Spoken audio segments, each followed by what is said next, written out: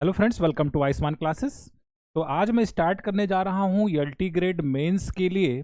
जो chapter start करने जा रहे हैं उसका नाम है स्ट्रेट लाइन, और स्ट्रेट लाइन का ये लेक्चर नंबर 1 है। मैं आपको बता दूं कि ये जो लेक्चर है ये यूज़फुल किसके लिए और है, कौन कौन से एग्जाम के लिए। केवीएस एनबीएस का आपका एग्जाम हो ही गया है, तो टायर 2 केवीएस एनबीएस जो टायर 2 का एग्जाम होगा उसके लिए भी ये काफ़ी यूज़फुल है, और ईएमआरएस टायर 2 के लिए भी ये जो लेक्चर है काफ़ी यूज़फुल है। साथ ही साथ जो जीआईसी लेक्चरर मेंस एग्जाम के लिए भी ये यूज़फुल है। इस लेक्चर में हम लोग करने क्या वाले हैं, इस लेक्चर में मैं आपको सबसे पहले स्ट्रेट लाइन के जो है कुछ कॉन्सेप्ट्स को बताऊंगा। उसके बाद आपके एग्जाम में किस तरीके से सब्जेक्टिव क्वेश्चंस आपके एग्जाम में पूछे जाएंगे उसके बारे में बताऊंगा, और उसका सोल्यूशन को भी मैं करके आपको दिखाऊंगा। इस लेक्चर को देखने के बाद आपको आइडिया लग जाएगा किस तरीके से आपको जो है एलटी ग्रेड मेंस के लिए, साथ ही साथ केवीएस एनबीएस टायर 2 के लिए, ईएमआरएस टायर 2 के लिए, जीआईसी लेक्चरर मेंस एग्जाम के लिए कैसे तैयारी करनी है, कैसे प्रश्न आपके एग्जाम में आएंगे, कैसे उसका सोल्यूशन लिखना है, ये सारी चीज़ें मैं आपको इस लेक्चर में बताऊंगा। तो अगर आप चैनल पर नए हैं तो सबसे पहले चैनल को सब्सक्राइब कर लिए, वीडियो पसंद आएगा तो एक लाइक का बटन दबाना नहीं भूलिएगा। अगर आप एलटी ग्रेड मेंस के लिए जो है कोर्स ज्वाइन करना चाहते हैं, या जीआईसी लेक्चरर की आप तैयारी कर रहे हैं, या केवीएस एनबीएस ईएमआरएस के लिए टायर 2 के लिए तैयारी कर रहे हैं, तो आप प्ले स्टोर से आयुष्मान क्लासेस ऐप डाउनलोड कर लीजिए, और वहाँ पे आपको इससे संबंधित कोर्सेज मिल जाएंगे। कोर्स से संबंधित किसी भी इंक्वायरी के लिए मेरा व्हाट्सएप नंबर है 8128618579। इस पर आप व्हाट्सएप करके कोर्स से संबंधित जानकारी दे सकते हैं। चलिए स्टार्ट करते हैं आज का लेक्चर। तो सबसे पहले हम लोग कुछ कॉन्सेप्ट्स को पढ़ेंगे, है ना, कुछ कॉन्सेप्ट्स को देखेंगे। जो आसान कॉन्सेप्ट होंगे उसका मैं फार्मूला बता दूंगा, और जो अच्छे कॉन्सेप्ट होंगे उसको हम लोग थोड़ा सा डिटेल में देखेंगे, उसके बाद क्वेश्चंस को हम लोग सॉल्व करेंगे। ठीक है, तो सबसे पहला जो स्ट्रेट लाइन में सबसे जो पहली बात आती है वो ये आती है कि स्ट्रेट लाइन में कि डिस्टेंस फार्मूला क्या होता है ना, डिस्टेंस फार्मूला क्या होता है। तो सबसे पहले आपको पता ही है कि अगर हमारे पास दो पॉइंट हो और एक पॉइंट का कोऑर्डिनेट हो x1 y1, और दूसरे पॉइंट का कोऑर्डिनेट हो हमारे पास x2 y2, तो इसके बीच का जो डिस्टेंस निकालना होता है तो इसके लिए हम लोग डिस्टेंस फार्मूला का इस्तेमाल करते हैं। और डिस्टेंस फार्मूला हमारा क्या होता है, अंडर रूट, यहाँ पे जो x2 होगा इसमें से x1 को माइनस करेंगे, मतलब x2 माइनस x1 का होल स्क्वायर, और साथ में क्या आ जाएगा प्लस y2 माइनस y1 का होल स्क्वायर। ठीक है, तो ये हमारा होता है डिस्टेंस फार्मूला। इसी में अगर जो है मान लीजिए एक पॉइंट आपका 0 0 हो जाए तो आप यहाँ पे एक 0 0 रख देंगे, तो आपको जो डिस्टेंस मिलेगी वो कितनी मिल जाएगी, under root X square plus Y square मिल जाएगा। ठीक है, आगे बढ़ते हैं हम लोग नेक्स्ट कॉन्सेप्ट की तरफ। तो अगला देखिए हमारा जो कॉन्सेप्ट है वो है डिवीजन फार्मूला। ठीक है, डिवीजन फार्मूला हम लोग कब इस्तेमाल करते हैं, मान लिया कि हमको एक लाइन सेगमेंट दिया हुआ है, और सपोज इस पॉइंट का कोऑर्डिनेट है x1 y1 और इस पॉइंट का कोऑर्डिनेट है x2 y2, और हमारे पास हमें एक ऐसे पॉइंट का कोऑर्डिनेट निकालना है जो इस लाइन सेगमेंट को सपोज k:1 रेशियो में क्या करता है, डिवाइड करता है, या m1:m2 रेशियो में क्या करता है, डिवाइड करता है। m1:m2 रेशियो में डिवाइड करने का मतलब ये हो गया कि अगर AC डिस्टेंस नाप लें और BC डिस्टेंस नाप लें तो जो ये रेशियो आएगा डिस्टेंस का वो कितना गिवन हमें m1/m2 दिया हुआ है। ये पॉइंट जो है इस लाइन को हम लोग इस कहते हैं, हम लोग ऐसे बोलते हैं कि जो पॉइंट है पॉइंट C इस लाइन सेगमेंट AB को m1:m2 रेशियो में इंटरनली डिवाइड करता है। तो पॉइंट C का जो कोऑर्डिनेट आ जाता है बहुत ही सिंपल तरीके से हम लोग लिख सकते हैं। C का कोऑर्डिनेट आ जाएगा m1x2, m1 में मल्टीप्लाई करना किसको, x2 को, तो ये हो जाएगा m1x2, और साथ में हो जाएगा प्लस m2x1, ये हो जाएगा m2x1, m1x2 प्लस m2x1, और डिवाइडेड बाय कितना हो जाएगा, m1 प्लस m2 हो जाएगा। और इसके अगर y कोऑर्डिनेट की बात कर ले तो इसी पैटर्न में y कोऑर्डिनेट लिखा जाता है m1 y2 plus m2 y1, और डिवाइडेड बाय कितना हो जाता है, m1 प्लस m2 हो जाएगा। ये हमारा फार्मूला हम लोग कब इस्तेमाल करेंगे, इंटरनल डिवीजन के लिए। इंटरनल डिवीजन का मतलब ये जो पॉइंट C है ये AB के बीच में अगर लाई करेगा, ठीक है, इन बिटवीन लाई करेगा, तो हम लोग ये इंटरनल डिवीजन का फार्मूला इस्तेमाल करेंगे। और मान लीजिए कुछ शेप इस तरीके से रहे, अगर ये पॉइंट हमारे पास x1 y1 है और यहाँ पे ये पॉइंट x2 y2 है, और जिस पॉइंट की हम लोग बात करने जा रहे हैं सपोज वो बाहर है, ठीक है, मान लिया कि ये पॉइंट हो गया हमारा ABC। अब की बात जो C है वो बाहर की तरफ है और इसका कोऑर्डिनेट हमें निकालना है, और क्वेश्चन हमें दिया हुआ है suppose AC/BC is equal to m1/m2 दिया हुआ है। तो अब हम लोग कहेंगे कि C क्या कर रहा है, AB को m1:m2 के रेशियो में एक्सटर्नली डिवाइड करता है। ठीक है, तो यहाँ पे C का कोऑर्डिनेट हमारे पास निकालने के लिए ये जो फार्मूला प्लस वाला इसमें बस माइनस चेंज कर देना आपको। तो यहाँ से हमारे पास फार्मूला क्या आ जाएगा, m1x2 और माइनस m2x1, और डिवाइडेड बाय कितना हो जाएगा, m1 माइनस m2 हो जाएगा। इसी तरीके से y कोऑर्डिनेट की बात करें तो ये हो जाएगा m1 y2 minus m2 y1, और डिवाइडेड बाय कितना हो जाएगा, m1 माइनस m2 हो जाएगा। ठीक बात है। और इसी में एक पॉइंट इसी में अगर हम लोग इस्तेमाल कर लें कि अगर हमें मिड पॉइंट निकालना हो, ठीक है, अगर मान लिया कि ये सपोज है आपके पास x1 y1, ठीक है, और यहाँ पे है आपके पास x2 y2, और इसका मुझे क्या निकालना, मिड पॉइंट। मिड पॉइंट का मतलब जो रेशियो होगा वो कितना हो जाएगा, 1:1 रेशियो हो जाएगा। तो यहाँ पे m1 की जगह पे 1 और m2 की जगह पे 1 रख देंगे, तो ये जो कोऑर्डिनेट आप मिड पॉइंट आ जाएगा, मिड पॉइंट का कोऑर्डिनेट कितना आ जाता है, x1 + x2/2 और y1 + y2/2, ये क्या आ जाता है, मिड पॉइंट का कोऑर्डिनेट्स आ जाता है। ठीक है, आगे बढ़ते हैं हम लोग। अगला देखिए क्या है, कोलिनियर पॉइंट्स, है ना। 3 पॉइंट्स को अगर आपको दिए गए हों तो उसको हम लोग कोलिनियर कब बोलेंगे, x1 y1 x2 y2 x3 y3।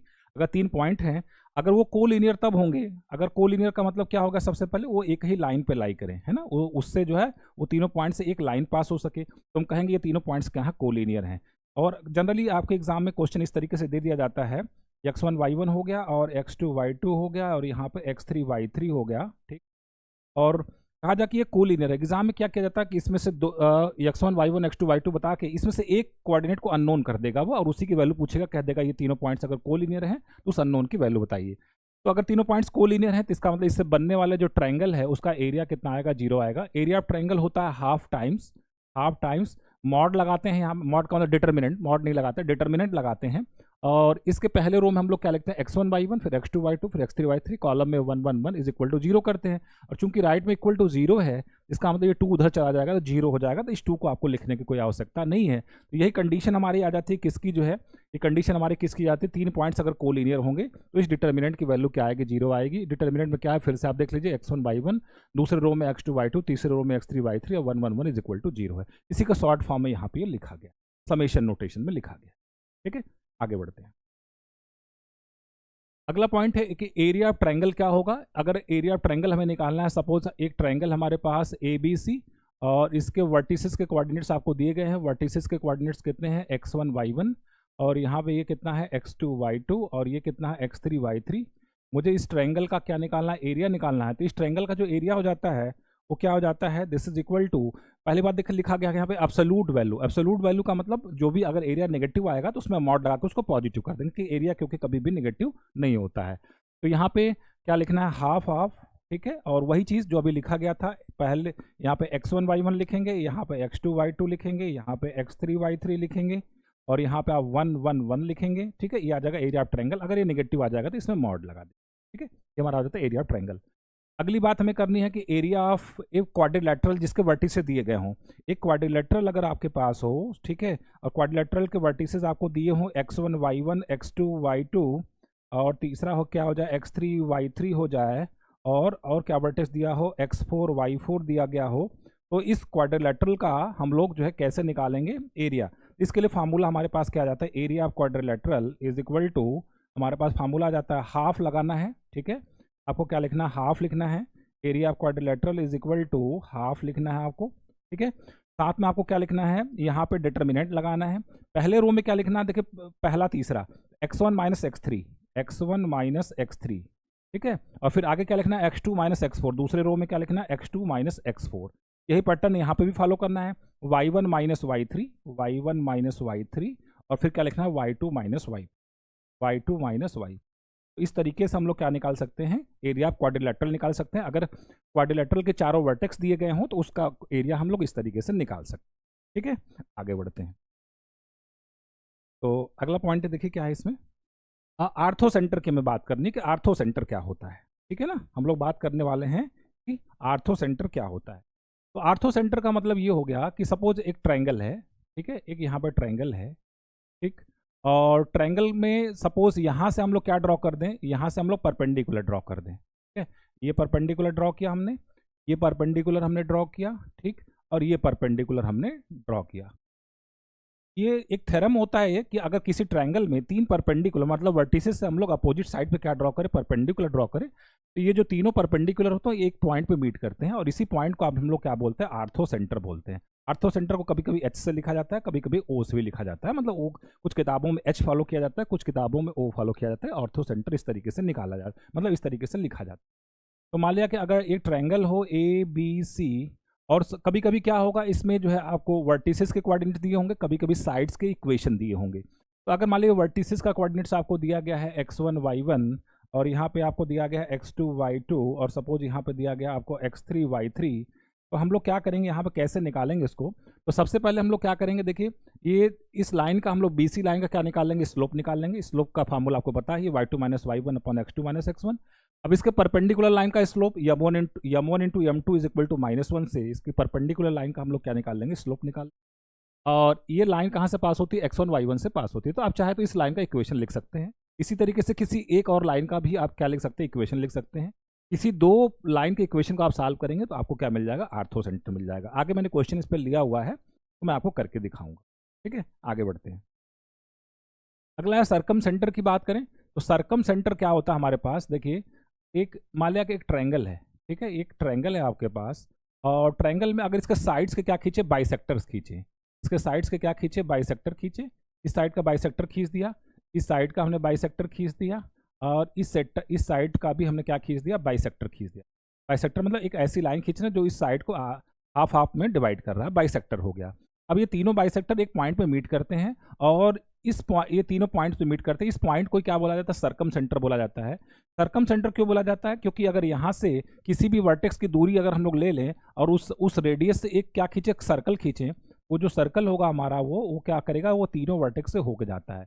और इस सर्कल का जो नाम होता है, इस सर्कल का जो नाम होता है उसको बोला जाता है सर्कम सर्कल। इसको क्या बोला जाता है, सर्कम सर्कल बोला जाता है, सर्कम सर्कल बोला जाता है। ठीक है, और इसका जो ये सेंटर होता है सी, इसको हम लोग क्या बोलते हैं, सर्कम सेंटर बोलते हैं। क्या बोलते हैं हम लोग इसको, सर्कम सेंटर बोलते हैं। ठीक है, सर्कम सेंटर बोलते हैं। तो सर्कम सेंटर हम लोग निकालेंगे कैसे, सर्कम सेंटर को मान लिया कि ये ए दे दिया, ये पॉइंट बी है, ये पॉइंट सी है।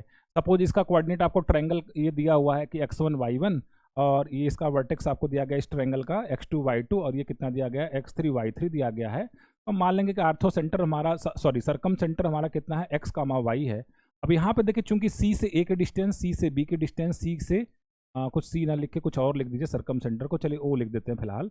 तो O से A के डिस्टेंस, O से B के डिस्टेंस और O से C के डिस्टेंस क्या होगी, बराबर होगी। क्योंकि बराबर होगी क्योंकि ये सर्कल का सेंटर है, और सेंटर से कहीं पे भी आप ज्वाइन करवा दीजिए सर्कल को, उसकी डिस्टेंस क्या होती है, बराबर होती है। तो जितना यहाँ पे हम लोग क्या निकाल पाएंगे, OA is equal to OB is equal to OC।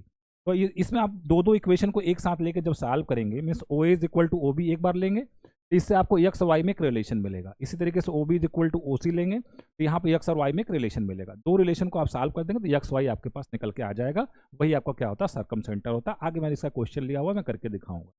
ठीक है, आगे बढ़ते हैं। अब देखिए क्या है, shifting of origin. Shifting of origin की बात करेंगे। इसका मतलब ये हो गया कि देखिए सबसे पहले अगर हम लोग बात करें कि सपोज ये हमारे पास है small x small y, x axis है, y एक्सिस। ठीक है, रेक्टेंगुलर कोऑर्डिनेट सिस्टम की बात कर रहे हैं, हमारे पास ये x एक्सिस है, y एक्सिस है, और ओरिजिन का कोऑर्डिनेट हमारे पास कितना है, 0 0 है। ओरिजिन का कोऑर्डिनेट कितना है, 0 0 है।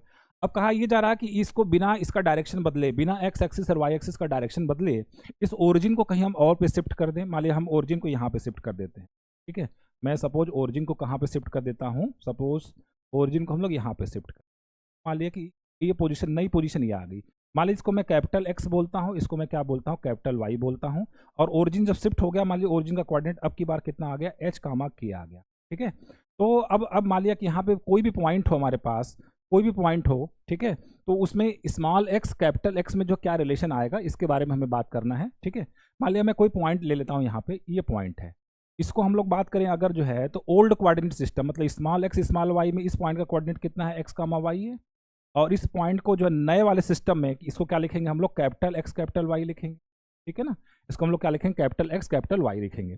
अब अगर आप ध्यान से देखेंगे तो यहाँ से मैं अगर इस पे परपेंडिकुलर ड्रॉ कर दूँ, ठीक है, ओल्ड वाले पे, तो ये जो डिस्टेंस होगी ये कितनी होगी, x हो जाएगी। ये डिस्टेंस कितनी हो जाएगी, x हो जाएगी। और ये वाली डिस्टेंस देखिए, अगर हम लोग बात कर रहे हैं, अगर ये न्यू वाले पर अगर हम परपेंडिकुलर ड्रॉ किए तो ये तो हमारे पास क्या हो जाएगा, कैपिटल X हो जाएगा। ये हमारे पास क्या हो जाएगा, कैपिटल X हो जाएगा। और ये डिस्टेंस हमारे पास, अगर ये पॉइंट हमारे पास ओरिजिन H कामा K है, इसका मतलब ये डिस्टेंस हमारे पास कितनी H है। तो यहाँ से देखिए स्मॉल x को हम लोग क्या लिख पाएंगे, यहाँ से हम लोग लिख पाएंगे small x is equal to capital X plus H, है ना, कैपिटल X प्लस H लिख पाएंगे। इसी तरीके से अगर हम लोग बात कर ले तो ये वाली जो डिस्टेंस होगी ये कितनी हो जाएगी, y हो जाएगी। इस डिस्टेंस की अगर हम लोग बात कर लें तो ये डिस्टेंस यहाँ से यहाँ तक ओल्ड कोऑर्डिनेट सिस्टम, ये तो y हो जाएगा। और ये जो इतना है यहाँ से यहाँ तक, मान लिया कि ये यहाँ से लेकर दूसरे कलर से इसको हम लोग लिखते हैं, इसकी डिस्टेंस हमारे पास क्या हो जाएगी, इसको हम लोग बात कर लें, अगर सपोज इस कलर से लिखते हैं इसको, तो ये हमारे पास क्या हो जाएगा, कैपिटल वाई हो जाएगा। ये हमारे पास कितना हो जाएगा, कैपिटल वाई हो जाएगा। ठीक है, तो यहाँ से, और ये हमारे पास कितना है, के है ना, ये वाले जो डिस्टेंस है ये कितनी है, के है। यहाँ से हमको क्या मिल जाएगा, यहाँ से हमको मिल जाएगा स्मॉल वाई, यहाँ से हमको मिल जाएगा स्मॉल वाई। ठीक है, small Y is equal to capital Y और प्लस कितना मिल जाएगा, के मिल जाएगा। ठीक है, तो ये हो गया ओल्ड कोऑर्डिनेट सिस्टम और न्यू कोऑर्डिनेट सिस्टम में। क्वेश्चन आपसे एग्जाम में इस तरीके से पूछा जाएगा कि अगर पॉइंट 1,2 ओरिजिन को अगर 1,2 पे शिफ्ट कर दिया जाए, क्वेश्चन इस तरीके से पूछा जाएगा कि अगर जो ओरिजिन पहले 0,0 था उसको अगर 1,2 पे शिफ्ट कर दे और एक्सिस की डायरेक्शन ना बदले, तो पॉइंट 4,5 का न्यू कोऑर्डिनेट क्या होगा। न्यू कोऑर्डिनेट मतलब कैपिटल एक्स कैपिटल वाई आपसे पूछा जाएगा। यहाँ पे जो आपको दिया होगा ये वो क्या होगा, स्मॉल एक्स स्मॉल वाई होगा, और ओरिजिन को आपने जहाँ पे शिफ्ट किया हो वो कितना हो जाएगा, एच कामा के हो जाएगा। इस फार्मूले में आप वैल्यू रख के आराम से जो है न्यू से ओल्ड में जा सकते हैं और ओल्ड से कहाँ पे जा सकते हैं, न्यू में आ सकते हैं। ठीक है, इस तरीके से इस तरह के क्वेश्चन सॉल्व करेंगे, आगे में क्वेश्चन में दिखाएंगे, हम लोग करेंगे, बात करेंगे। ठीक है, अब देखिए इसकी बात इसमें क्या है, आगे हमें क्या करें, rotation of axis through an angle theta in the counter clockwise sense about the origin, then the new coordinate capital X capital Y and old coordinate X comma Y are related by this। ठीक है, अब देखिए यहाँ पे बात क्या की गई है कि सपोज हमारे पास ओल्ड कोऑर्डिनेट सिस्टम है, सपोज स्मॉल x और ये कितना हमारे पास स्मॉल y है। ठीक है, अब कहा जा रहा है कि इसको थीटा डिग्री घुमा दीजिए, इसको जो है थीटा डिग्री क्या करिए, इसको ऐसे पकड़ के थीटा डिग्री घुमा देते हैं। ठीक है, इसको पकड़ के हम लोग कितना घुमा देते, थीटा डिग्री घुमा देते हैं। तो जो नया सिस्टम बनेगा, जो नया कोऑर्डिनेट सिस्टम बनेगा वो किस तरीके का बनेगा, आइए जरा देखते हैं। इसको अगर मैं इस तरीके से घुमा दूं, मान लिया तो ये हमारा हो गया कैपिटल एक्स और ये हमने इसको थीटा डिग्री ऐसे घुमा दिया, ये हो गया कैपिटल वाई। ठीक है, ये कितना एंगल घुमा दिया गया, थीटा डिग्री घुमा दिया गया।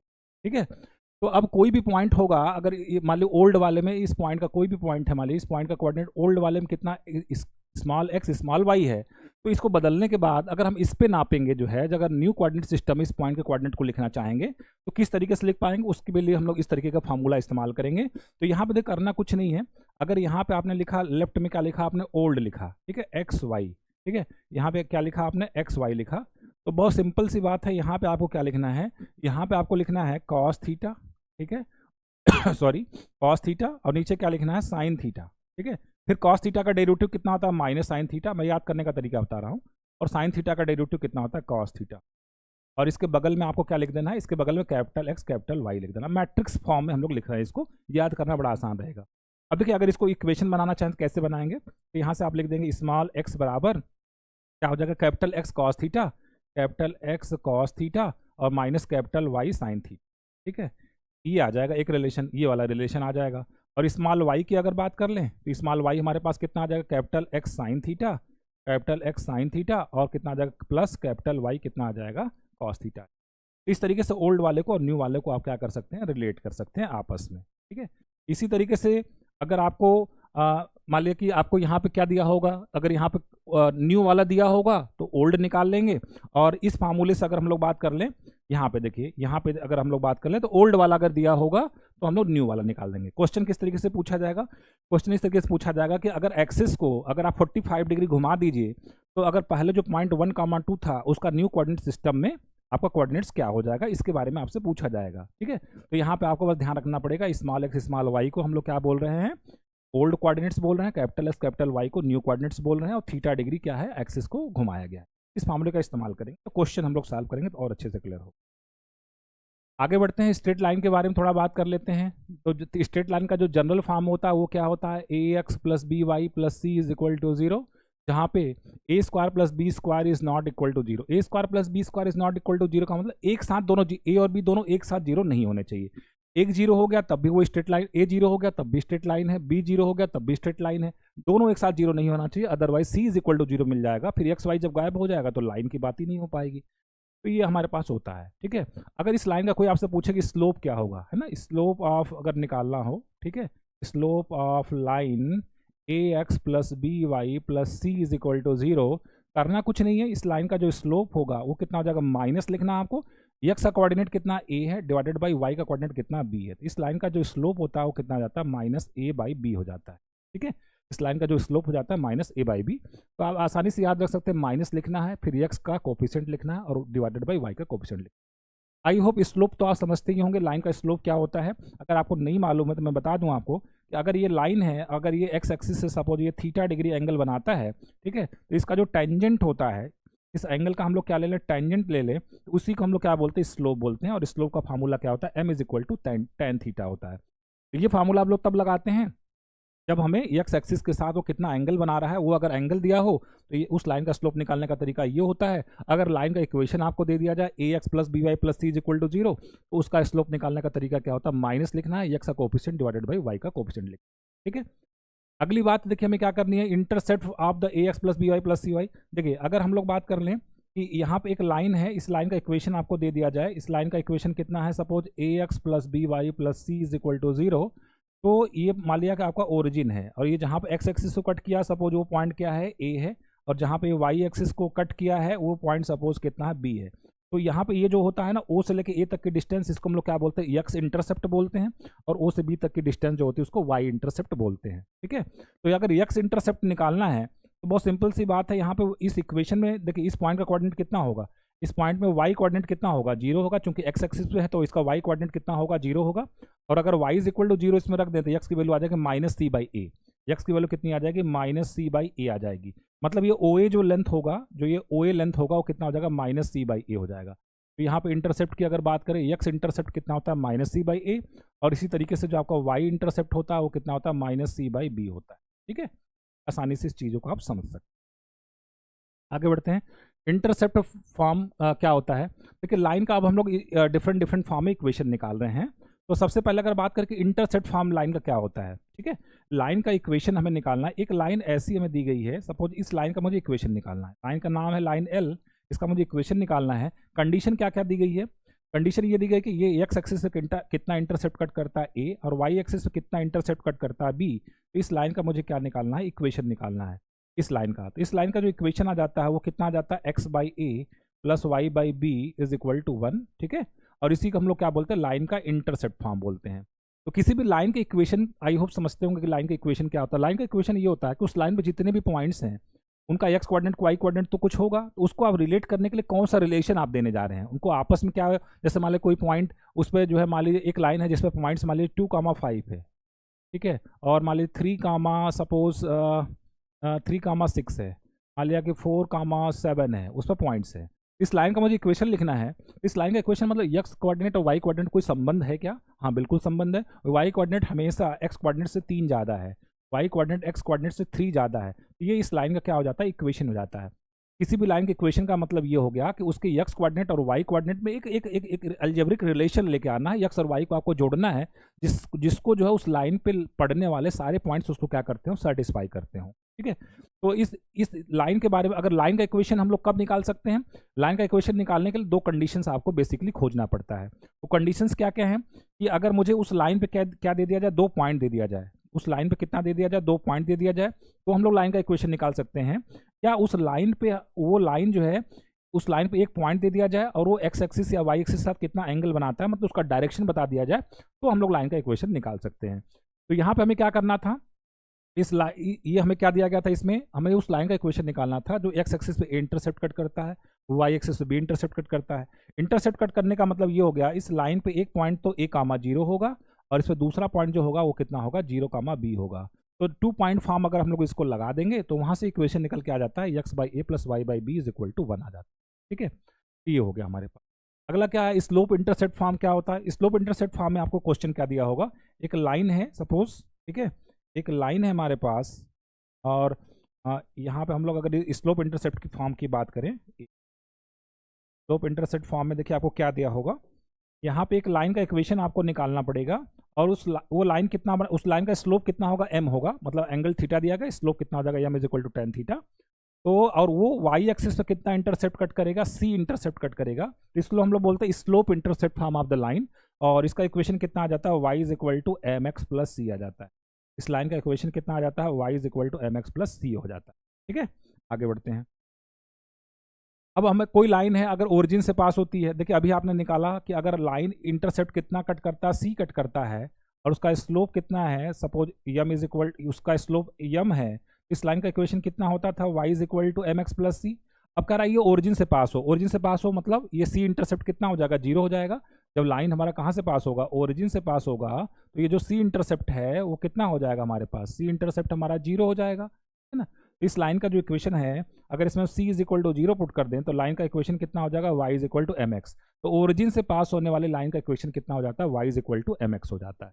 ठीक है, अब हमें बात करना है पॉइंट स्लोप फॉर्म, है ना। पॉइंट स्लोप फॉर्म में क्या दिया होगा कि सपोज एक लाइन है, एक लाइन पे एक पॉइंट आपको दिया गया x1 y1, और ये लाइन जो है ये x एक्सिस से थीटा एंगल बनाती है। थीटा एंगल बनाने का मतलब उसका स्लोप m है, ठीक है, उस लाइन का स्लोप m है। तो इस लाइन का इक्वेशन आ जाता है y minus y1 is equal to m x minus x1। इसको हम लोग कहते हैं पॉइंट स्लोप फॉर्म। ठीक है, पॉइंट स्लोप फॉर्म मतलब एक पॉइंट दिया होगा और स्लोप दिया होगा।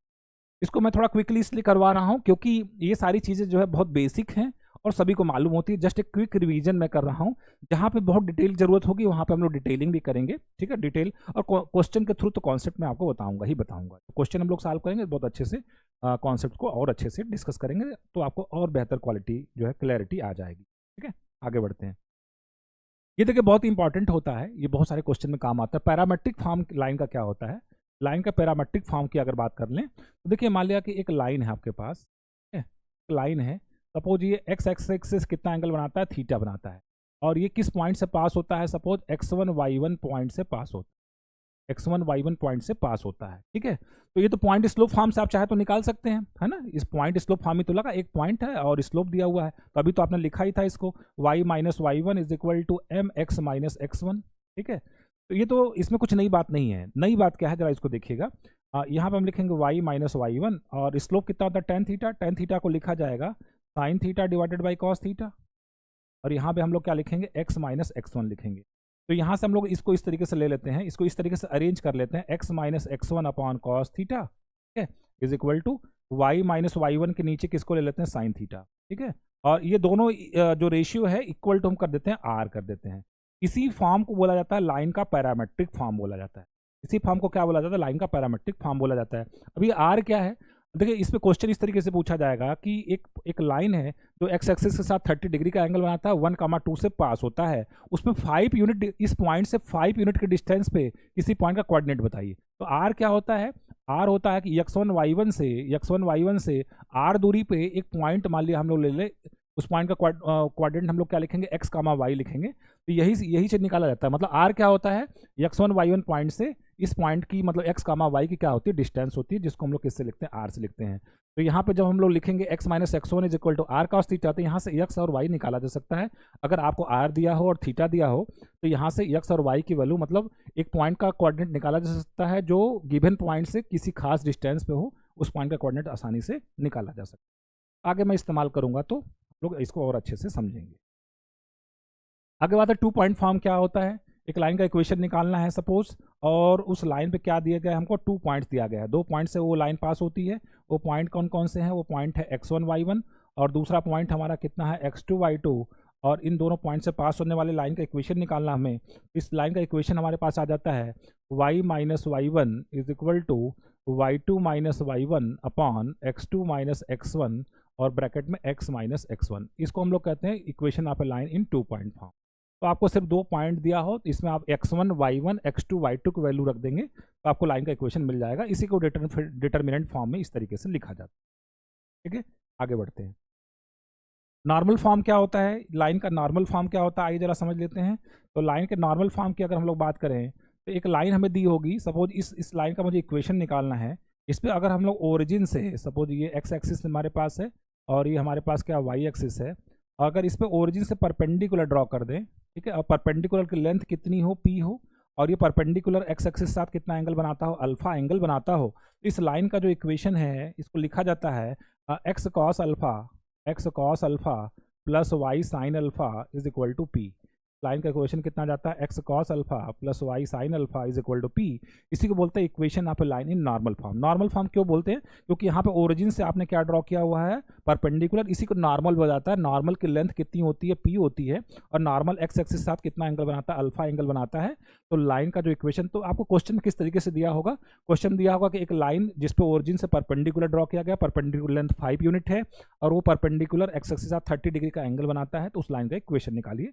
तो हम लोग इस तरीके का फार्मूला इस्तेमाल करेंगे, X cos alpha plus Y sine alpha is equal to P. ठीक है, आगे बढ़ते हैं। अगला देखिए, एक बहुत ही इंपॉर्टेंट कॉन्सेप्ट है, जरा समझते हैं। कहा जरा line A X plus B Y plus C is equal to zero हो और दो पॉइंट दे दिए जाए। ठीक है, एक लाइन का इक्वेशन मैं दे देता हूं आपको, और लाइन का इक्वेशन है suppose A X plus B Y plus C is equal to zero, A X plus B Y plus C is equal to zero. अब आपको दो पॉइंट दे दिया जाए, दो पॉइंट कोऑर्डिनेट दे दिए जाए और पूछा जाए वो दोनों पॉइंट लाइन के एक ही साइड में है या दोनों अलग अलग साइड में है। इसको कैसे पता करेंगे हम लोग? तो मान लिया कि एक पॉइंट है, सपोज यहाँ एक पॉइंट है x1 y1, ठीक है, x1 y1, और दूसरा पॉइंट आपके पास x2 y2 है। अगर मान लिया दोनों अपोजिट साइड में है, दोनों कहाँ पे हैं? अपोजिट साइड में है।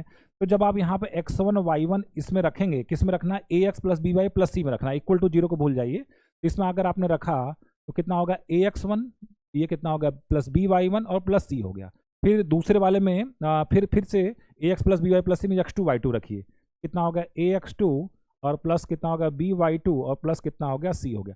अगर ये अपोजिट साइड में है तो इसका मतलब एक पॉजिटिव इसको रखने के बाद एक आंसर क्या आएगा? पॉजिटिव आएगा, और एक आंसर क्या आएगा? नेगेटिव आएगा। मतलब इन दोनों को, अगर इन दोनों रेशियो को डिवाइड किया जाए तो मान लीजिए ये प्लस आया माइनस आया, तो प्लस माइनस को डिवाइड करेंगे तो आंसर नेगेटिव आएगा।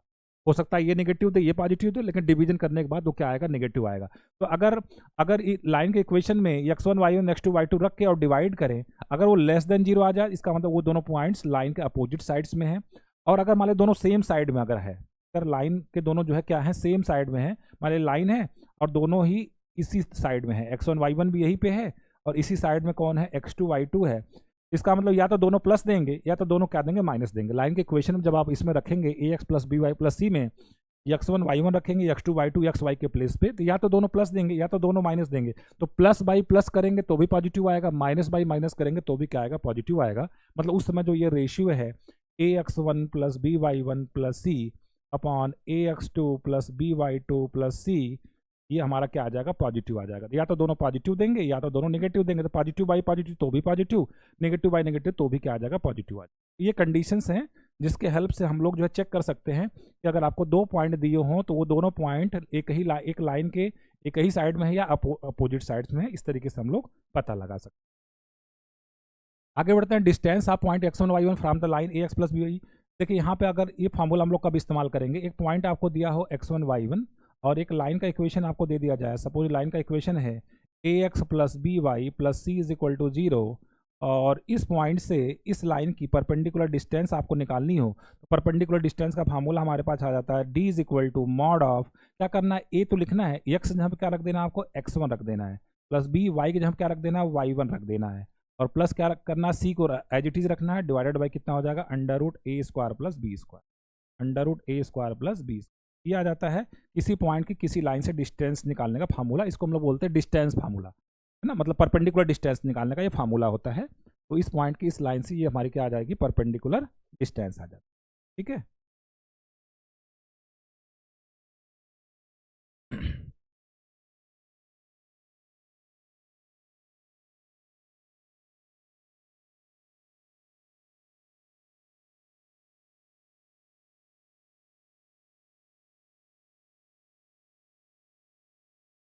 आगे बढ़ते हैं हम। अगला, foot of perpendicular from X one Y one to the line this is equal to what? ठीक है, यहाँ पे देखिए हमें हमें क्या दिया हुआ है? यहाँ पे हमको दिया गया है कि सपोज एक पॉइंट है आपके पास एक्स वन वाई वन और एक लाइन का इक्वेशन आपको दिया गया है। लाइन का इक्वेशन क्या आपके पास? A X plus B Y plus C is equal to zero. इससे आपने यहाँ पे परपेंडिकुलर ड्रॉ किया। मान लीजिए पॉइंट आपका ए था, तो जहाँ परपेंडिकुलर आपने यहाँ परपेंडिकुलर आपने ड्रॉ किया, मान लीजिए पॉइंट बी पे मिला, तो बी को हम लोग क्या कहते हैं? ए का फुट ऑफ द परपेंडिकुलर। ठीक है, ए से परपेंडिकुलर ड्रॉ किया गया, परपेंडिकुलर का ये पैर है ना? फुट का मतलब पैर, तो perpendicular foot of the perpendicular, तो बी का कोऑर्डिनेट्स आपको निकालना है। मैं बी के कोऑर्डिनेट्स को अगर एक्स कामा वाई मान लूँ तो इसको एक्स कामा वाई को निकालने का एक शॉर्टकट तरीका होता है। वो क्या होता है? X minus X one upon A is equal to Y minus Y one upon B is equal to minus of A X one plus B Y one plus C upon A square plus B. इस फार्मूले के help से हम लोग क्या निकाल सकते हैं? फुट ऑफ परपेंडिकुलर का कोऑर्डिनेट्स हम लोग आसानी से क्या कर सकते हैं? निकाल सकते हैं। ठीक है, पढ़ते हैं हम।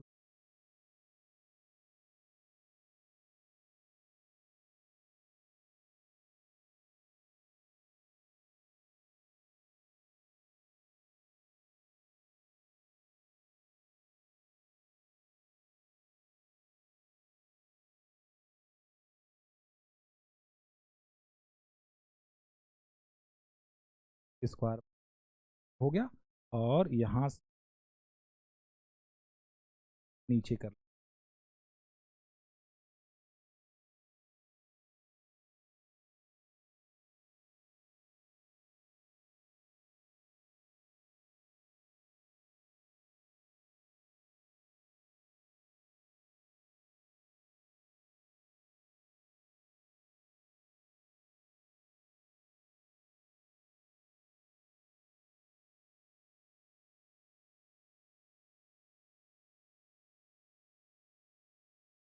ऊपर आ गया।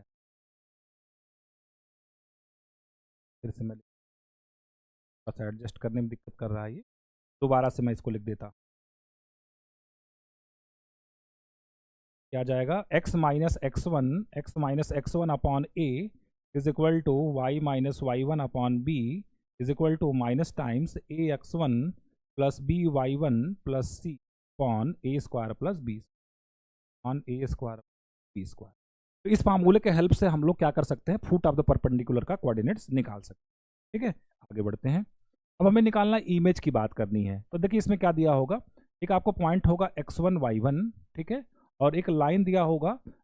लाइन का इक्वेशन क्या दिया गया है, A X plus B Y plus C is equal to 0, और इसका मुझे इमेज निकालना। इमेज का देखिए कॉन्सेप्ट ये होता है कि इस लाइन से अगर हम लोग परपेंडिकुलर ड्रॉ करें तो जितनी दूरी पे ऑब्जेक्ट होगा उतनी दूरी पे नीचे क्या बनता है, उसका इमेज बनता है। एक बात मतलब ये जो पॉइंट सी होता है ना, ये ए बी का क्या होता है, मिड पॉइंट होता है, और ऑब्जेक्ट और इमेज एक ही लाइन में होते हैं, मतलब सीधे होते हैं। इस लाइन के क्या होंगे, परपेंडिकुलर होंगे। तो एक तो ये परपेंडिकुलर होगा, जितनी दूरी पे ऑब्जेक्ट होगा इस लाइन से उतनी ही दूरी पे कौन होगा, इमेज बनेगा। तो अगर मुझे इमेज का कोऑर्डिनेट निकालना है, तो मान ली इमेज का कोऑर्डिनेट मैं एक्स कामा वाई कह दूँ, तो इसके लिए भी एक शॉर्टकट फार्मूला होता है।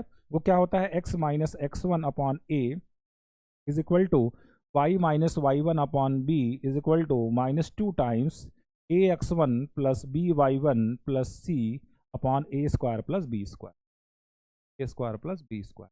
ध्यान ये रखना है यहाँ पे, ध्यान ये रखना है कि अगर हमने अभी जो फुट ऑफ द परपेंडिकुलर का फार्मूला लिखा था उसी में सिर्फ क्या बढ़ गया, -2 बढ़ गया। अगर आप ध्यान से देख पा रहे हो इसको, ठीक है, इसको अगर आप ध्यान से देख पा रहे हो तो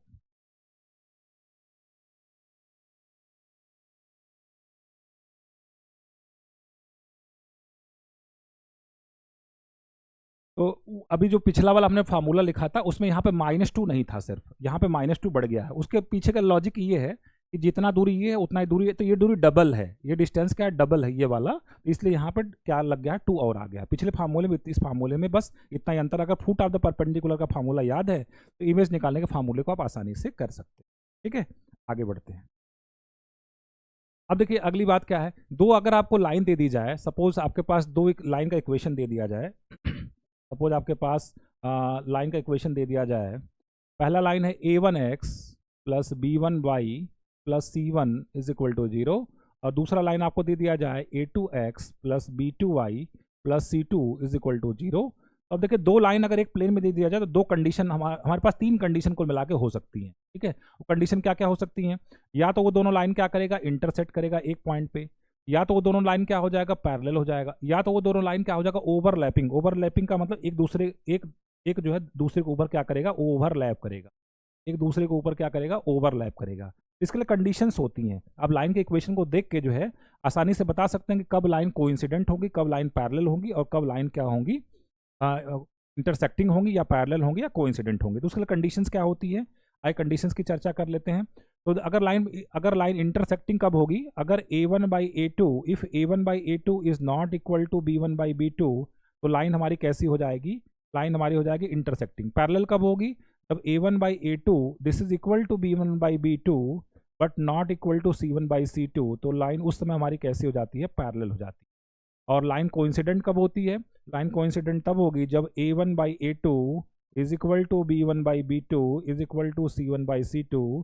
उस समय लाइन तीनों अगर ये रेशियो बराबर मिल गया तो हम कहते हैं उस समय जो हमारी लाइन है वो कैसी लाइन हो जाएगी हमारी, उस समय हमारी जो लाइन है वो कैसी हो जाएगी, हाँ, coincident lines, coinciding lines, coincident coincident line, coincident lines की ये कंडीशन हो जाएगी।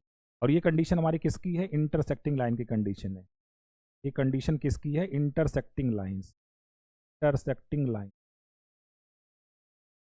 और ये वाली कंडीशन किसके लिए, पैरेलल लाइन की कंडीशन है।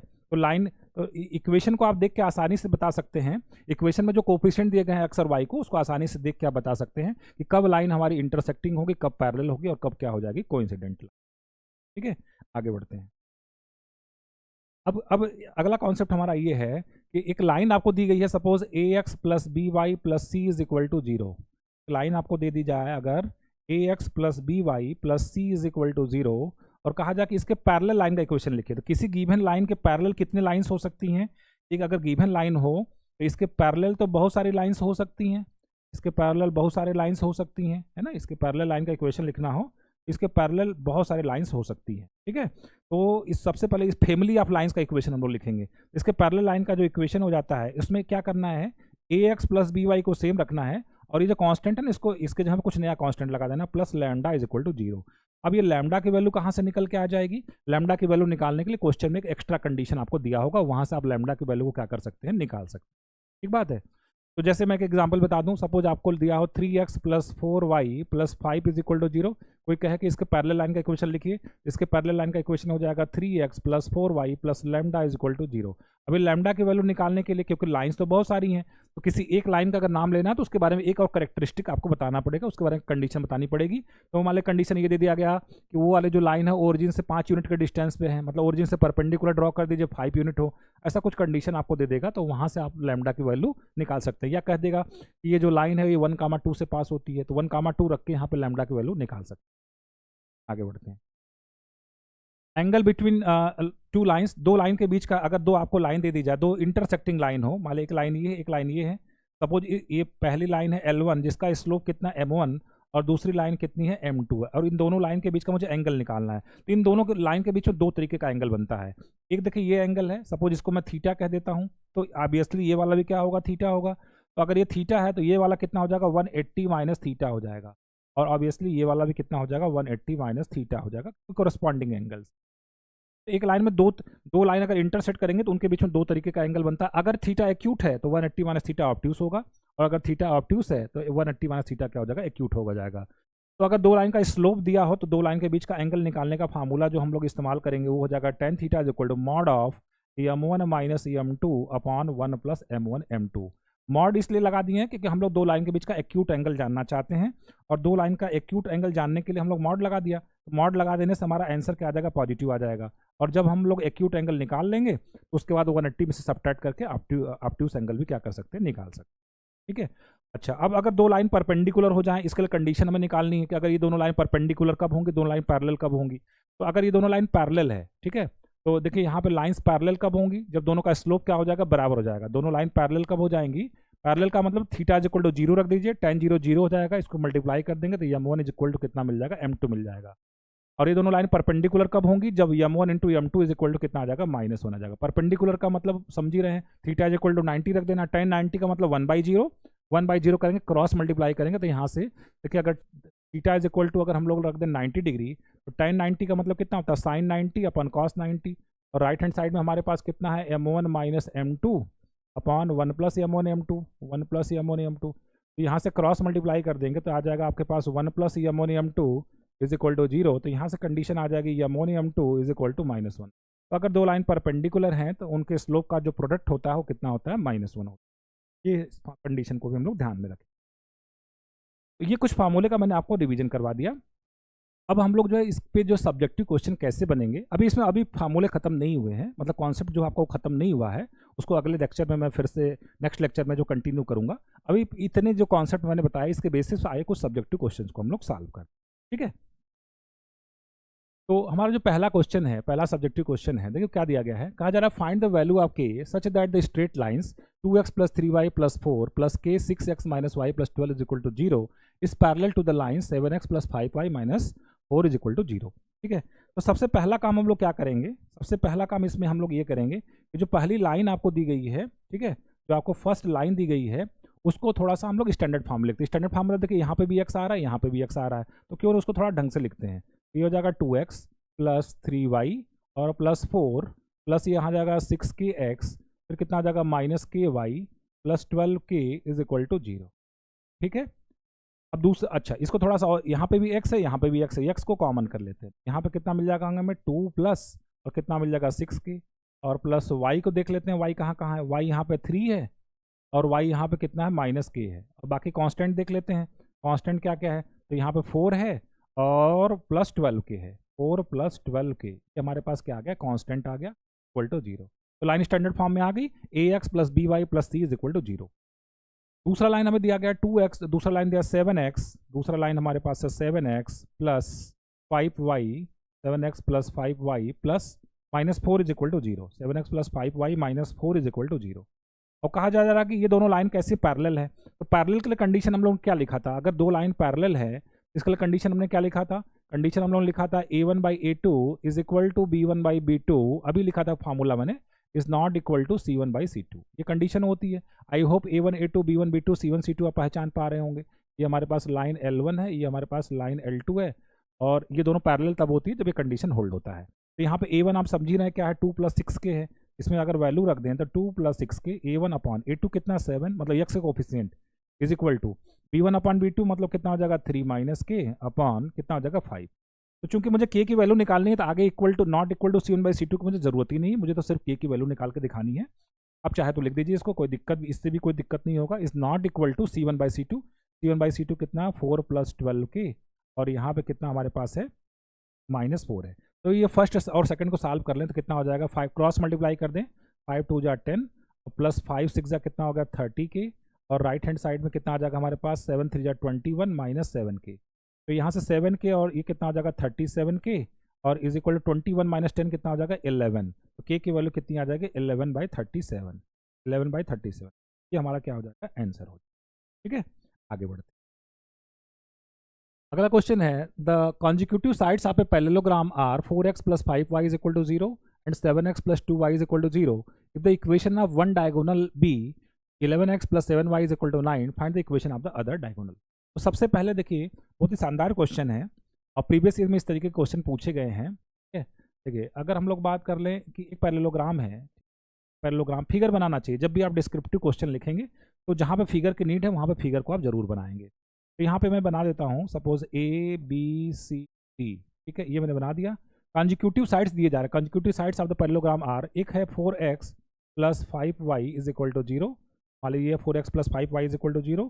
दूसरा हमारे पास दिया गया है, सेकंड हम लोग ले लेते हैं, सेकंड हमारे पास है क्या दिया हुआ 7x + 2y is equal to 0, ये दिया गया है। तो ऑब्वियसली देखिए अगर इन दोनों का इंटरसेक्शन की बात करें, ये चूंकि राइट हैंड साइड में 0 है तो 0 0 देखिए दोनों को सेटिस्फाई कर रहा है, तो हम चाहें तो बी के कोऑर्डिनेट्स को लिख सकते हैं, बी का कोऑर्डिनेट कितना हो जाएगा 0 0 हो जाएगा। ठीक बात है, आगे बढ़ते हैं। अगर एक डायगोनल इसका 11x + 7y is equal to 9 है, तो चलिए हम बात कर लेते हैं कि AC मुझे दिया गया है। ठीक है, मुझे AC का इक्वेशन दिया गया है। AC का इक्वेशन मुझे क्या दिया गया है, AC का इक्वेशन है हमारे पास 11x + 7y is equal to 9, और मुझे पूछा जा रहा है find the equation of other diagonal. दूसरे डायगोनल का मुझे क्या पूछा जा रहा है, इक्वेशन पूछा। देखिए यहाँ पे हम लोग कॉन्सेप्ट क्या इस्तेमाल करेंगे कि हम इसका कोऑर्डिनेट तो हम लोग निकाल लिया 0 0 निकाल दिया, ठीक बात है। अब एक काम करते हैं, एक बार डायगोनल को और इसको जो हम लोग सॉल्व कर देते हैं, इस मतलब पॉइंट सी के कोऑर्डिनेट निकाल लेते हैं, या पॉइंट ए के कोऑर्डिनेट्स को निकाल लीजिए। ठीक है, पॉइंट ए के कोऑर्डिनेट्स को, इस दोनों को सॉल्व करवा देते हैं, मतलब AC लाइन को और इस साइड को सॉल्व करके सी के कोऑर्डिनेट निकाल लेते हैं, ए के कोऑर्डिनेट निकाल लेते हैं। ठीक बात है। फायदा क्या होगा देखिए इसका, मुझे अगर अदर डायगोनल का इक्वेशन निकालना है तो एक पॉइंट तो मुझे इस पे पता लग ही गया बी। अब ये जो पैरेललोग्राम में जो है ना, ये जो डायगोनल होते हैं वो क्या करते हैं, बाइसेक्ट करते हैं। बाइसेक्ट करने का मतलब ये जो हो जाएगा ये मिड पॉइंट हो जाएगा। ठीक है, तो जब ए और सी का हम लोग इक्वेशन निकाल लेंगे, मतलब सॉरी कोऑर्डिनेट्स निकाल लेंगे, तो उसका मिड पॉइंट हमें मिल जाएगा। ठीक है, तो क्या करना पड़ेगा, कैसे निकलेगा, AC का इक्वेशन हमारे पास कितना है 11x + 7y is equal to 9। इसमें हम इसके साथ हम लोग किसको सॉल्व कर देते हैं, इसके साथ 7x + 2y is equal to 0 को सॉल्व कर देते हैं। तो यहाँ से x की वैल्यू कितनी आ जाएगी -2y/7, x की वैल्यू कितनी आ जाएगी, यहाँ से हम लोग इक्वेशन से निकाल सकते हैं x is equal to -2y/7। हम लोग लिखेंगे solving this equation and this equation, ऐसा लिखेंगे आप। ठीक है, तो यहाँ पे अगर हम लोग रख दें 11 और x के यहाँ पर रख देते हैं -2y/7, ठीक है, और plus 7y is equal to 9, तो यहाँ से हमें क्या मिल जाएगा -22y प्लस 7 7 जा कितना होगा 49y इज इक्वल टू 7 9 जा कितना होगा 63। तो यहाँ से 49 में से 22, 9 में से 2 गया 7 और 4 में से 2 गया 2, 27y इज इक्वल टू कितना हो जाएगा 63। तो यहाँ से हमारे पास जो y की वैल्यू आ जाएगी तो कितना आ जाएगा, 9 से काट दे, 9 सत्ते 63 और 9 त्रिक 27, तो y की वैल्यू कितनी आ जाएगी, 7/3 आ जाएगी। ठीक है, y की वैल्यू हमारे पास कितनी आ जाएगी, 7/3 आ जाएगी। यहाँ पे जो हमारे पास y कोऑर्डिनेट आ जाएगा वो कितना आ जाएगा, 7/3 आ जाएगा। तो y की वैल्यू अगर रख दे तो x की वैल्यू भी आ जाएगी हमारे पास, x की वैल्यू कितनी आ जाएगी, -2/7 इंटू y की वैल्यू कितनी आई है, 7/3 आई है, 7 7 कट जाएगा तो -2/3 आ जाएगा। ये पॉइंट हमारे पास कितना आ जाएगा, -2/3 आ जाएगा, -2/3। तो ये सी पॉइंट निकल गया। इसी तरीके से इस लाइन 4x + 5y = 0 और ये जो डायगोनल है इसको आप जब सॉल्व करेंगे तो ए के जो कोऑर्डिनेट्स हैं, ए का जो कोऑर्डिनेट्स है वो हमारे पास आ जाएगा, एक तो कोऑर्डिनेट हम लोग निकाल दिया और जो दूसरा कोऑर्डिनेट हमारे पास है वो आ जाएगा हमारे पास, दैट इज इक्वल टू -2/3 7/3। ठीक है, -2/3 और 7/3, ये तो आ ही चुका है, -2/3 7/3। एक और आ जाएगा हमारे पास 5/3 और -4/3, 5/3 और कितना आ जाएगा, -4/3। थोड़ा समय बचाने के लिए मैंने इसको डायरेक्ट लिख लिया। अब इसको सॉल्व कर लेंगे। ठीक है, इस लाइन को और डायगोनल को आप सॉल्व कर देंगे तो 5/3 -4/3 मिल जाएगा। अब ओ पॉइंट का कोऑर्डिनेट हम लोग लिख सकते हैं ना, ओ का कोऑर्डिनेट्स कितना हो जाएगा, ओ तो मिड पॉइंट है, तो ये x1 + x2/2 मतलब 5/3 -2/3, तो 5 में से 2 गया कितना होगा, 3/3, 5/3 और कितना आ जाएगा, -2/3 और डिवाइडेड बाय कितना हो जाएगा, 2। ये x कोऑर्डिनेट होगा, y कोऑर्डिनेट कितना, y1 + y2/2 मतलब -4/3 और +7/3 डिवाइडेड बाय कितना हो जाएगा, 2 हो जाएगा। तो ओ के कोऑर्डिनेट कितने आ जाएंगे हमारे पास, ओ 5 में 3/3 मतलब 1/2 और यहाँ से 7 - 4 3/3 मतलब 1/2। ओ का कोऑर्डिनेट कितना आ गया, 1/2 1/2 आ गया। ओ का कोऑर्डिनेट हमारे पास कितना आ गया, 1/2 मतलब ये पॉइंट हो गया 1/2 और 1/2 और 1/2। तो मुझे बी डी का इक्वेशन निकालना है, equation of B D, other diagonal का इक्वेशन निकालना है, इक्वेशन ऑफ बी डी। देखिए 2 पॉइंट आपको दे दिए, 2 पॉइंट से जाने वाली लाइन का इक्वेशन, और वैसे भी आप ऑब्जर्व कर सकते हैं x coordinate y coordinate same है। देखिए यहाँ पे x coordinate y coordinate same है, इसका मतलब बी डी का जो इक्वेशन आ जाएगा वो कितना आ जाएगा, y = x आ जाएगा। ये हमारा इस क्वेश्चन का क्या हो जाएगा, आंसर हो जाएगा। आगे बढ़ते हैं हम लोग नेक्स्ट क्वेश्चन। अगला क्वेश्चन है क्वेश्चन नंबर 3। कहा जा रहा है, if 2 vertices of a triangle are this and this, then the orthocenter of the triangle is, and if orthocenter of the triangle is origin, find the third vertex। अच्छा question है, previous years में पूछा गया है। ठीक है, तो देखिए कैसे सॉल्व करेंगे इस क्वेश्चन, ये समझते हैं। तो सबसे पहले एक ट्रायंगल हम लोग बना लेते हैं। ट्रायंगल हमने बना लिया और ट्रायंगल का नाम क्या रख दिया, ABC। ठीक है, और ए के कोऑर्डिनेट्स हम लोग लिख लेते हैं। सपोज ए के कोऑर्डिनेट्स कितने, 2 वर्टिसेस ऑफ अ ट्रायंगल 3, -1, इसका कोऑर्डिनेट है 3, -1 एंड बी का कोऑर्डिनेट है 2, -3 और सी का कोऑर्डिनेट तो मुझे पता करना है, सी का कोऑर्डिनेट मैं x, y मान लेता हूँ। ठीक है, ओके। अब कहा जा रहा है कि orthocentre of the triangle is origin. Orthocentre का मतलब क्या हो गया, यहाँ से हम परपेंडिकुलर ड्रॉ करेंगे। ठीक है, यहाँ से हम लोग क्या ड्रॉ करेंगे, परपेंडिकुलर। मैंने बताया था आपको आर्थोसेंटर, लंब केंद्र हिंदी में बोलते हैं। आर्थोसेंटर दिया गया कितना, ओरिजिन है।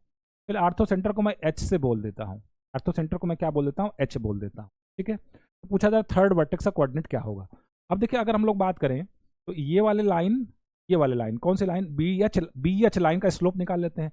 अब इस बी एच का स्लोप कितना हो जाएगा, स्लोप ऑफ बी एच कितना हो जाएगा, y2 - y1 मतलब 0 - 3, y2 - y1 मतलब 3/x2 - x1 का मतलब -2, -3/2 आ गया। ठीक है, बी एच का स्लोप। और इसका स्लोप ए बी का स्लोप कितना, ए सी का स्लोप ऑफ ए सी वो कितना है, y2 - y1 मतलब y+1 और x2 - x1 का मतलब कितना हो जाएगा, x - 3। अब देखिए ए सी लाइन और ये बी एच लाइन एक दूसरे क्या होगी, परपेंडिकुलर होगी। ऐसे तो आर्थोसेंटर बनता है, यहाँ से परपेंडिकुलर ड्रॉ किया गया है, इस पे, यहाँ से इस पे परपेंडिकुलर ड्रॉ किया गया, ये सब परपेंडिकुलर ड्रॉ किए गए। ठीक है, तो अगर ये दोनों परपेंडिकुलर हैं तो इनके स्लोप का प्रोडक्ट कितना होगा, -1 होगा। हम लोग लिखेंगे कि since B H is perpendicular to what, A C, तो यहाँ से हमें क्या मिलेगा, इनकी स्लोप का product, slope of B H, यहाँ पे मिल जाएगा स्लोप ऑफ बी एच, ठीक है, multiplied by slope of A C is equal to -1। तो यहाँ से हम लोग अगर करें तो ये आ जाएगा, बी एच का स्लोप कितना है, -3/2 और इसका स्लोप हमारे पास कितना है, y+1/x - 3, y+1/x - 3 is equal to minus cancel हो जाएगा। और यहाँ पे हमारे पास आ जाएगा सपोज 3y+3 और राइट हैंड साइड में कितना हो जाएगा, इज इक्वल टू 2x - 6 हो जाएगा। यहाँ से हमारे पास बनेगा 2x minus 3y is equal to 2x minus 3y is equal to 9 बन जाएगा। एक इक्वेशन हमें बन गया x और y में, ठीक है। इसको हम बोल देते हैं इक्वेशन नंबर 1, ठीक है। एक और x और y में कोई इक्वेशन और बना लेते हैं। तो इसका स्लोप तो आपने निकाल लिया था, चलिए इसका स्लोप निकाल लेते हैं हम लोग। इसका स्लोप निकाल लेते हैं, AH का स्लोप निकाल लेते हैं। स्लोप ऑफ AH तो कितना आ जाएगा? स्लोप ऑफ AH की अगर बात करें तो y2 माइनस y1 मतलब 1, 0 माइनस माइनस 1 मतलब 1, और अपन x2 माइनस x1 मतलब -3। इसका स्लोप आ गया -3, ठीक है। और BC लाइन का स्लोप निकाल लेते हैं। स्लोप ऑफ BC वो कितना हो जाएगा? y2 माइनस y1 मतलब y plus 3 upon x2 minus x1 मतलब कितना हो जाएगा? x minus 2।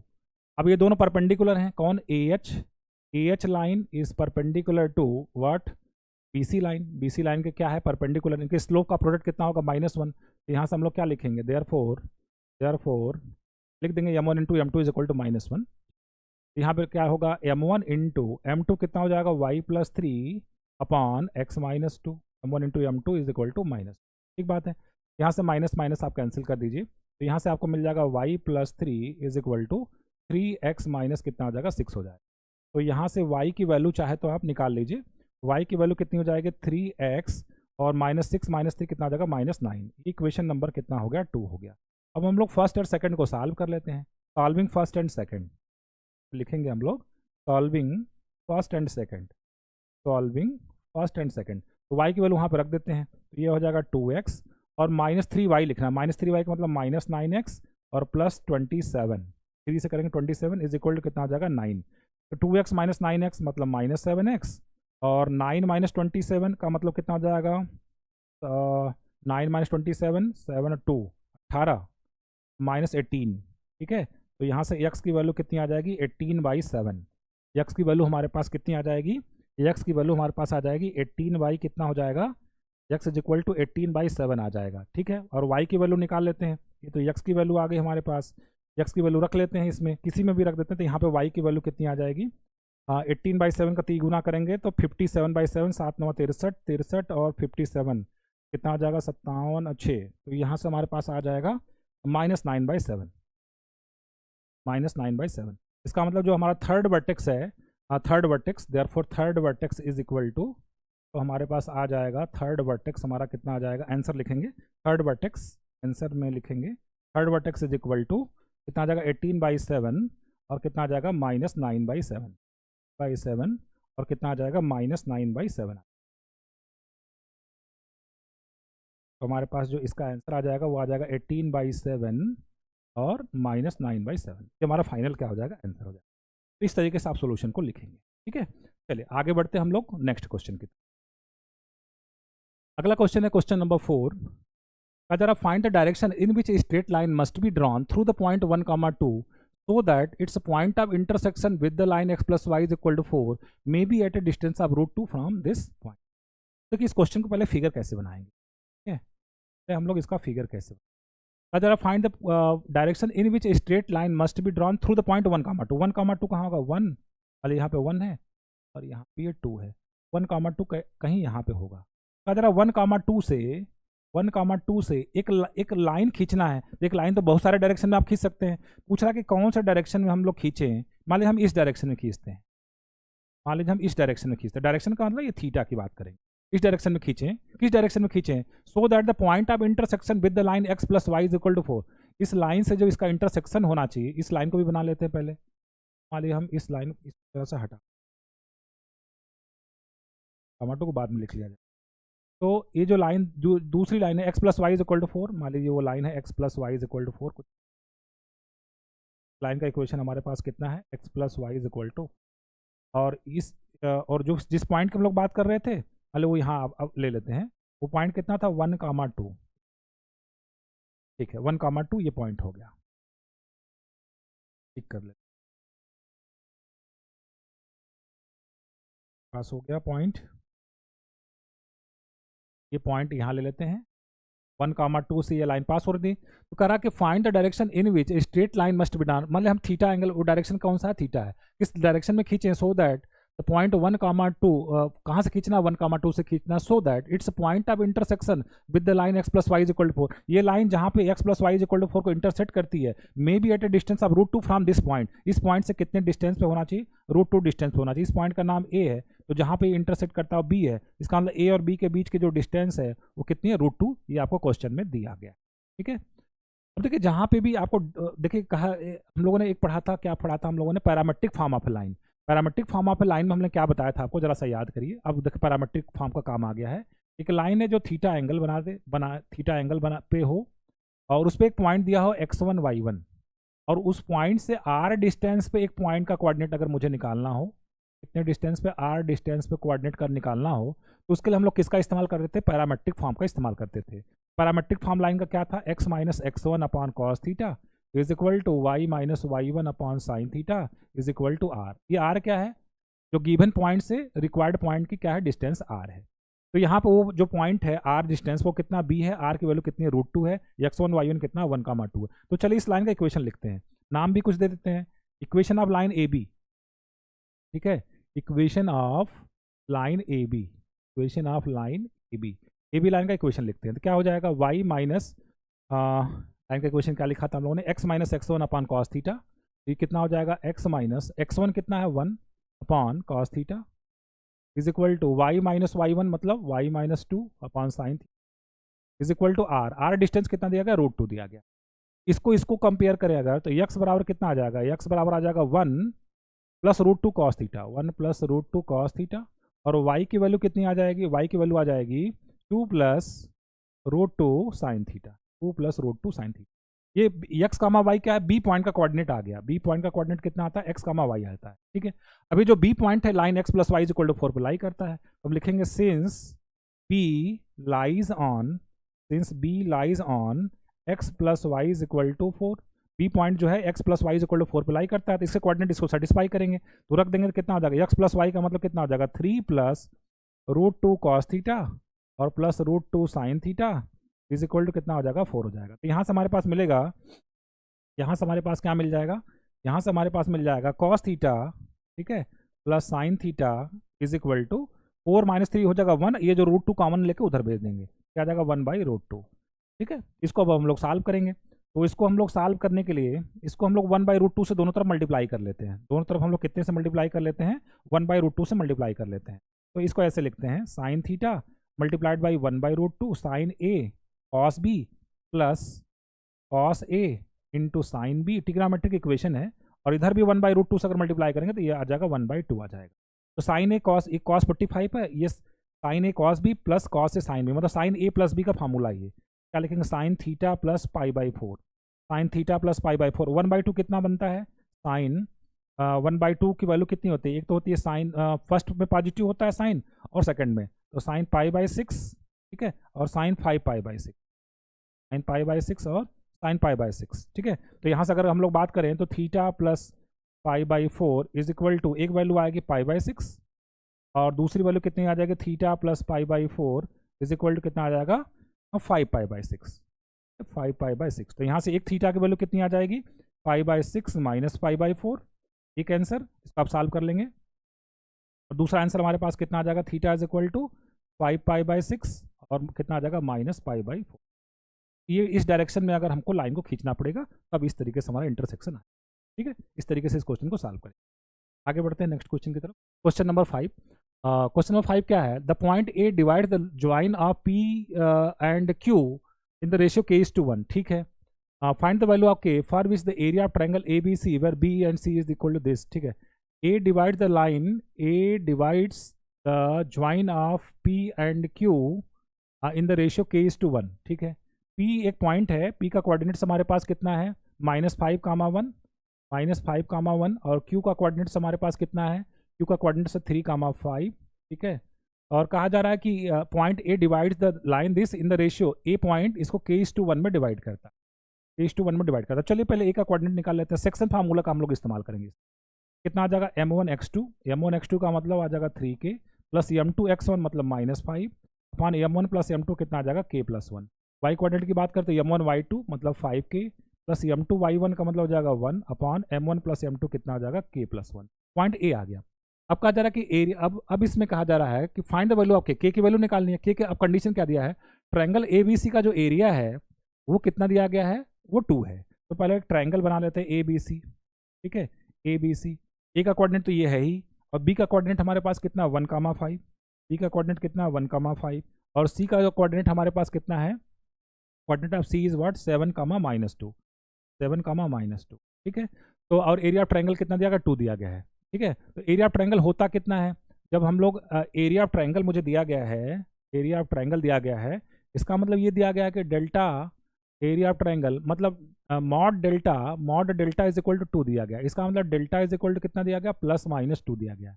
Area of triangle निकालने का फार्मूला मैंने आपको बताया था, हाफ ऑफ, यहाँ पे क्या लिखते हैं x1 y1, यहाँ पे लिखते हैं x2 y2, यहाँ पे क्या लिखते हैं हम लोग x3 y3, और यहाँ पे क्या लिखते हैं 1 1 1 इज इक्वल टू +-2 लिखेंगे। प्लस माइनस आप समझ गए होंगे, क्योंकि एरिया पॉजिटिव आता है तो भी हम पॉजिटिव लिखते हैं, नेगेटिव आता है तो भी हम कहते हैं नेगलेक्टिंग माइनस साइन। तो जब भी एरिया दिया हो 2, तो जब एरिया का फार्मूला लिखते हैं वहाँ पे हम लोग क्या लिखते हैं, +-2 लिखते हैं। इसका मतलब यहाँ पे दो वैल्यूज के की आने वाली हैं। इसमें आप भर दीजिए हाफ, और इस डिटर्मिनेंट में x1 क्या है, ये है 3k-5, 3k-5, और अपॉन ये कितना है k+1, और y1 आपके पास कितना x1 y1 कितना 5k+1, 5k+1 अपॉन कितना है k+1, ये हो गया। और फिर 1 x1 y1, फिर x2 y2 कितना 1 5 1 5 1, x3 y3 कितना 7-2 7-2 1, और एरिया ऑफ ट्रायंगल को कहा जा रहा है +-2 है। एक काम करिए, इस 2 को इधर ले लें तो +-4 बन जाएगा। इसको फर्स्ट रो के लॉन्ग ओपन कर देते हैं, ठीक है। तो क्या बन जाएगा हमारे पास आ जाएगा 3k-5 अपॉन k+1, x1 हो गया। फिर इस लाइन को छोड़ेंगे, डिटर्मिनेंट को सॉल्व करने आपको आता ही है, 5+2 कितना हो जाएगा 7 हो जाएगा। इसमें मल्टीप्लाइड कितने जगह 7, फिर minus times 5k+1 upon k+1, इसको छोड़ेंगे तो क्या मिलेगा 1 -7 -6 मिलेगा, माइनस माइनस कितना आ जाएगा +6 हो जाएगा, ठीक। और फिर +1 इंटू क्या मिलेगा, इसको छोड़ दिया -2 और -35 -37, ठीक है। तो -37 यहाँ पे लिख देते हैं, -37 इज इक्वल टू, ये जो 2 था ना इधर मल्टीप्लाई कर देंगे +-4 हो जाएगा, +-4 मतलब एक बार 4 लेंगे और एक बार क्या लेंगे -4 लेंगे, एक बार हम लोग 4 लेंगे और एक बार क्या लेंगे -4 लेंगे, ठीक है। तो इसको अगर थोड़ा सा और सॉल्व कर लें तो कितना आ जाएगा 21k -35, ठीक है, और प्लस 30 हो गया 30k, और प्लस कितना आ जाएगा 6, और ये k+1 37 मल्टीप्लाई होगा तो -37k और -37, ठीक है, और is equal to right hand side में ये k+1 मल्टीप्लाई होगा तो +-4 और कितना आ जाएगा k+1 आ। अब एक बार आप पॉजिटिव साइन लेंगे और एक बार नेगेटिव साइन लेंगे। तो जब आप पॉजिटिव साइन लेंगे, है ना, जब आप पॉजिटिव एक बार लेंगे टेकिंग पॉजिटिव साइन का मतलब समझ रहे हैं, टेकिंग पॉजिटिव साइन। यहाँ पे अगर हम लोग टेकिंग पॉजिटिव साइन की अगर बात कर लें, टेकिंग पॉजिटिव साइन, तो यहाँ से के की एक वैल्यू आएगी, और जब हम लोग लेंगे टेकिंग नेगेटिव साइन, तो यहाँ से भी एक के की वैल्यू हमारे पास आएगी। पॉजिटिव साइन नेगेटिव साइन आगे, आई होप आप आगे सॉल्व कर लेंगे इसको। प्लस एक बार लिखेंगे +4k +4, एक बार लिखेंगे -4k -4, लेफ्ट में तो जो चीज़ वो फिक्स ही रहेगी, तो दो वैल्यूज आएंगी। तो यहाँ पे वैल्यू जो आपकी आएंगी वो आ जाएगा 7 और 31/9, 7 और 31/9, 7 और 31/9। एक बार आप चेक कर लीजिएगा इसको, ठीक है। यहाँ पे जो पॉजिटिव लेंगे तो k = 7 और नेगेटिव लेंगे तो k = 31/9। ये इस क्वेश्चन का क्या हो जाएगा, आंसर हो जाएगा, ठीक है। तो फ्रेंड्स आज के लेक्चर को मैं यहीं पे समाप्त कर रहा हूँ। होप सो आपको जो है ये लेक्चर अच्छे से समझ में आया होगा और आपको ये आइडिया लग गया होगा कि किस तरीके से आपके जो है यूएलटी ग्रेड मेंस एग्जाम में क्वेश्चन किस तरीके से पूछे जाएंगे आपसे जो है, और उसका सोल्यूशन आपको कैसे लिखना है। और आगामी लेक्चर्स में इसको हम लोग अभी कंटिन्यू करने जा रहे हैं। कैसा लगा आज का लेक्चर मुझे कमेंट बॉक्स में आप लिखकर जरूर बताइएगा। मिलते हैं फिर से नेक्स्ट लेक्चर में। आज के लिए बस इतना ही। Thank you very much.